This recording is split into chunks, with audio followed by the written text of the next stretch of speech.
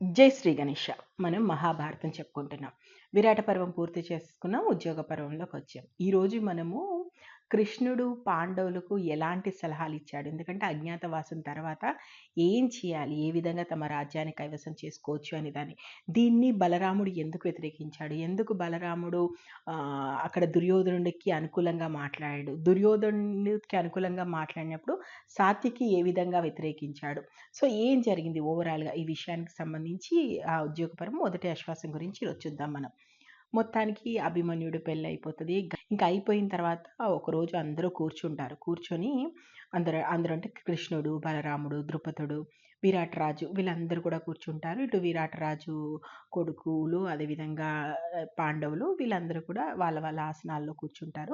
ముందు శ్రీకృష్ణుడు ఇలా అంటాడు, శకుని కల్పించిన జూదం వల్ల మీరు ఇన్ని కష్టాలు పడ్డారు, పాపం రాజ్యం పోగొట్టుకున్నారు, చివరికి అజ్ఞాతవాసంలో అష్ట కష్టాలు పడాల్సి వచ్చింది, మొత్తానికి మీ చెడు రోజులు ఇంకా అయిపోయాయి, ఇక మీ రాజ్యం మీరు దక్కించుకోవాలంటే ఏం చేయాలి అనే దాని గురించి ఇప్పుడు మనం ఆలోచించాలి. నేను ఇస్తున్నటువంటి సలహా ఏంటంటే నా మనసులో ఉన్న మాట చెప్తాను. ఎందుకంటే పాండవులు చాలా కోపంగా ఉన్నారు దుర్యోధన మీద. అదేవిధంగా ఎందుకంటే వాళ్ళు పెట్టినటువంటి కష్టాల వల్ల విసిగిపోయి ఉన్నారు కాబట్టి వాళ్ళు యుద్ధానికే సిద్ధంగా ఉన్నారు.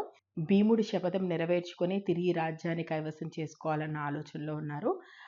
అయితే ఏం చేద్దాం మరి ఇప్పుడు మనమే ముందుగా యుద్ధం అంటూ వెళ్ళడం మంచిది కాదు కదా. ఎందుకంటే ఎదుటి వాళ్ళు ఏం ఆలోచిస్తున్నారో మనకు తెలియదు. ఎందుకంటే అక్కడ భీష్ముడు ఉన్నారు, ద్రోణాచార్యులు ఉన్నారు కాబట్టి వాళ్ళు ఏం ఆలోచిస్తున్నారు. యుద్ధం అనేది ఎప్పుడైనా వినాశనానికి హేతు కాబట్టి యుద్ధం కాకుండా ఒకవేళ వాళ్ళు తిరిగి పందెం ప్రకారము వీళ్ళ రాజ్యం వీళ్ళు ఇవ్వడానికి సిద్ధంగా ఉన్నారా, అసలు అక్కడ ఏం జరుగుతుందో ముందు మనం తెలుసుకొని మనం ఒక నిర్ణయం తీసుకోవాలి అంటాడు. దీంతో బలరాముడు లేస్తాడు. బలరాముడు లేసి, కృష్ణ నువ్వు చెప్పింది సజావుగా ఉంది, మనం ఎందుకు యుద్ధం అంటూ వెళ్ళిపోవాలి, ఎంత అవునన్నా కాదన్నా పాండవులు కౌరవులు ఇద్దరు కూడా మనకు ఒకటే కదా, ఇద్దరు మనకు కావాల్సిన వాళ్ళే కదా, కాబట్టి దుర్యోధను దగ్గరికి ఒక దూతను పంపిద్దాము, దూతను పంపించి అతని మనసుకు తగ్గట్టుగా ఆ దూత మసులుకోవాల్సి ఉంటుంది. ఖచ్చితంగా అడుగుదాము, అంటే ఎందుకంటే ఇప్పుడు పందెం అయిపోయింది కాబట్టి దాని ప్రకారం వీళ్ళకి ఇవ్వాల్సినటువంటి రాజ్యం వీళ్ళకి ఇమ్మని అడుగుదాము. ఎవరిని నొప్పించకుండా ఒక చక్కగా అక్కడ అన్ని అన్ని అంటే రాయబారాన్ని నడిపేటువంటి ఒక వ్యక్తిని చూసి పంపించి ఎలా అయినా సరే దుర్యోధుడిని ఒప్పించి మనము తిరిగి పాండవులకు రాజ్యాన్ని ఇప్పిద్దాము. పాండవులు కూడా ఇంకా జరిగిందంతా మర్చిపోయి తిరిగి కలిసి ఉంటే మంచిది కదా. ఎందుకు యుద్ధం అనేది వినాశనీయతు. అయినా జూదము ధర్మరాజు ఆడడం తప్పే కదా, ఎందుకంటే ధర్మరాజు జూదం ఆడాడు, జూదంలో ఓడాడు, కాబట్టి ఇంకా మనం దాని గురించి మాట్లాడుకోవడం అనవసరము, ఒక దూతని దుర్యోధుడి దగ్గరికి పంపిద్దాము అంటాడు. బలరాముడు అన్న మాటలకి సాత్యకి చిర్రున లేస్తాడు.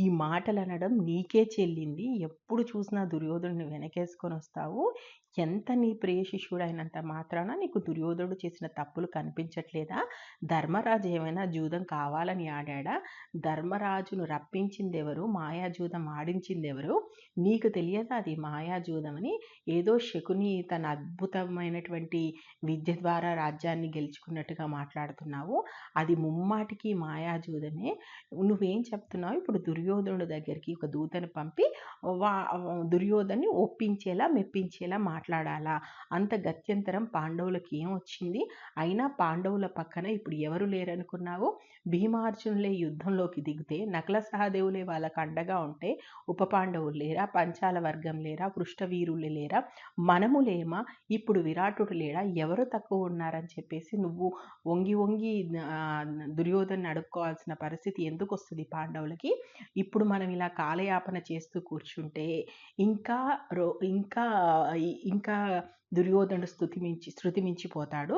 అనవసరంగా సమయం వృధా చేయొద్దు. దుర్యోధనుడు గురించి మనకు తెలియదా, ఎట్టి పరిస్థితుల్లోనూ పాండవులకు రాజ్యం ఇవ్వడు, దాని గురించి ఆలోచించడం దండగా.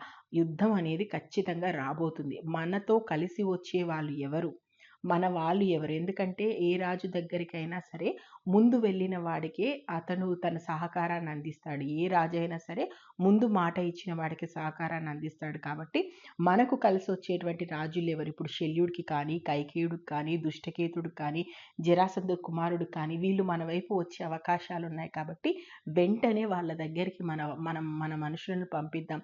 పాండవులే స్వయంగా వెళ్తారు, వాళ్ళతో మాట్లాడతారు, ఏదో రకంగా యుద్ధానికి మనం సిద్ధమవ్వాలి కానీ, ఇంకా మాటలు మాట్లాడుకుంటూ కూర్చుంటే ఎలా అని చెప్పేసి బలరాముడి మీదకి కయ్యమంటాడు. నిజానికి బలరాముడు, కృష్ణుడు సాత్యకిలో కృష్ణుడు ఏది చేయాలో అది చేస్తాడు. బలరాముడికి నచ్చని పనైనా చేస్తాడు కానీ, బలరాముడిని వ్యతిరేకంగా మాట్లాడడు. కానీ సాత్యకి అలా కాదు. తను బలరాముడి మీద కోపమొచ్చినా, కృష్ణుడి మీద కోపమొచ్చినా గట్టిగా మాట్లాడేటువంటి వ్యక్తిత్వమే కాబట్టి ఇలా మాట్లాడతాడు. మాట్లాడగానే వెంటనే ద్రుపదుడు అందుకుంటాడు. నిజమే కదా!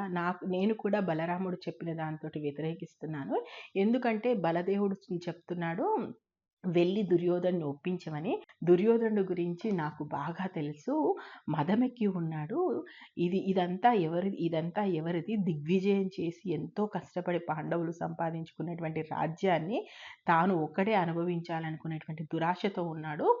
ఎవరు ఎన్ని చెప్పినా అతను మారడు. అక్కడ ఉన్నటువంటి వాళ్ళు భీష్ముడైనా, ద్రోణాచార్యులైనా వాళ్ళు అటుపెట్టి ఇటుపెట్టి చివరికి దుర్యోధనుడి పక్కనే చేరతారు. వాళ్ళను కూడా నమ్మేటువంటి అవకాశం లేదు. సాత్యకి చెప్పింది నిజం. మనతో కలిసి వచ్చే వాళ్ళు ఎవరైతే ఉన్నారో వాళ్ళందరినీ కూడా మనం ఒకటి చేసుకుందాం అంటాడు. ఇంతలో మళ్ళీ కృష్ణుడు లేస్తాడు. బలరాముడు చెప్పింది, సాత్యకి చెప్పింది, ద్రౌపదుడు చెప్పింది విని, మీరు చెప్పింది నిజమే. ఎందుకంటే యుద్ధం వస్తే మనం సిద్ధంగా ఉండాలి. కానీ యుద్ధం ఎప్పుడు మన వైపు నుంచి రాకూడదు కదా! ఇప్పుడు అన్నమాట ప్రకారం పందాన్ని పాండవులు పూర్తి చేశారు. కాబట్టి దుర్యోధనుడు ఏమంటాడో తెలుసుకోవాల్సినటువంటి అవసరం అయితే ఉంది. ముందు దుర్యోధనుడి దగ్గరికి అన్న చెప్పినట్టుగా దూతనైతే పంపిద్దాం. ఆ దూత ఖచ్చితంగా చక్కగానే వెళ్తాడు. వాళ్ళకి చెప్పాల్సినటువంటి మంచి మాటలు చెప్తాడు. వాళ్ళని ఒప్పించేటువంటి ప్రయత్నమే చేస్తాడు. కానీ ఈలోపు మనం మన పని చేసుకోవాల్సిన అవసరం ఉంది. వెంటనే మనకు అనుకూలంగా ఉన్నటువంటి వాళ్ళెవరో వాళ్ళందరినీ కూడా సమకూర్చుకుందాం. ఎందుకంటే ఎంత శక్తివంతుడైన వ్యక్తి అయినా సరే సైన్యం లేకుండా యుద్ధం చేయలేడు కదా! రేపు మహాయుద్ధం అంటూ వస్తే మన వైపు ఉండే వాళ్ళెవరో కూడా మనకు తెలియాలి కాబట్టి ఖచ్చితంగా ఓవైపు రాయబారం నడుపుదాము. అది జరిగిందా? జరిగింది. అది లేదంటే మనం యుద్ధానికి కూడా సిద్ధంగా ఉండాలి. సంధ్యా సమరమ ఏదైనా సరే మనం సిద్ధంగా ఉండాలి అని చెప్పేసి ద్రుపదుడి వైపు తిరిగి, ద్రుపద మహారాజా మీరు అనుభవంలో మాకందరికంటే కూడా మిన్నగా ఉన్నారు. మీకు బాగా తెలుసు దూతను పంపిస్తే ఎవరిని పంపించాలి, ఎలాంటి వాళ్ళని పంపించాలని.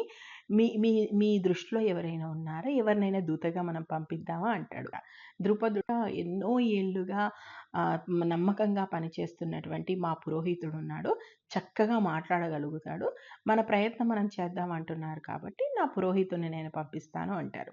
సో ముందుగా రాయబారానికి వెళ్ళేది ద్రుపదుడి యొక్క పురోహితుడు అనమాట. ద్రుపదుడు పురోహితుడిని ఇప్పుడు అందరు కలిసి హస్తినాపురానికి పంపిస్తున్నారు.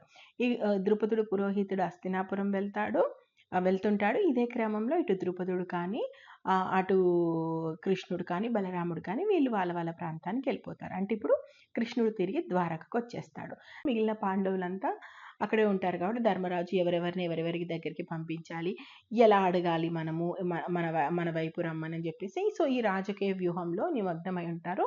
ఇటు సైడ్ ద్రుపద మహారాజు కూడా తన పురోహితుని పూర్తిగా సిద్ధం చేసి, అంటే ముందు ఎలా ద్రోణుడితో మాట్లాడి, ఎలా భీష్ముడితో మాట్లాడి, ఎలా దుర్యోధనుడితో మాట్లాడి ఇవన్నీ కూడా ఆయనకు బాగా చెప్పి ఆ పురోహితుడిని హస్తినాపురం పంపిస్తారు. సో మొత్తానికి ఇక్కడ జరుగుతున్న విషయాన్నంతా కూడా వేగుల ద్వారా దుర్యోధనుడు తెలుసుకుంటాడు. పాండవులు సంధి సమరం రెండిటికి కూడా సిద్ధంగా ఉన్నారు కాబట్టి నేను సమరానికే వెళ్తా కాబట్టి మనకు అనుకూలంగా ఉన్నటువంటి రాజులు ఎవరో ముందు వాళ్ళను వెంటనే కబురు పంపించండి అని చెప్పేసి వాళ్ళకు సామంతులుగా ఉన్న వాళ్ళందరికీ కబురు పంపుతారు. మిగిలిన వాళ్ళు ఎవరైనా కొంచెం పై స్థాయిలో ఉన్న వాళ్ళందరి దగ్గరికి వాళ్ళ తమ్ముళ్ళను ఒక్కొక్కరిని ఒక్కొక్క ప్రాంతానికి పంపిస్తుంటాడు.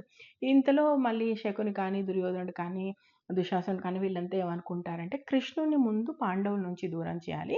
ఎందుకంటే బలరాముడు ఖచ్చితంగా నా గురువు, నా వైపు ఉంటాడు.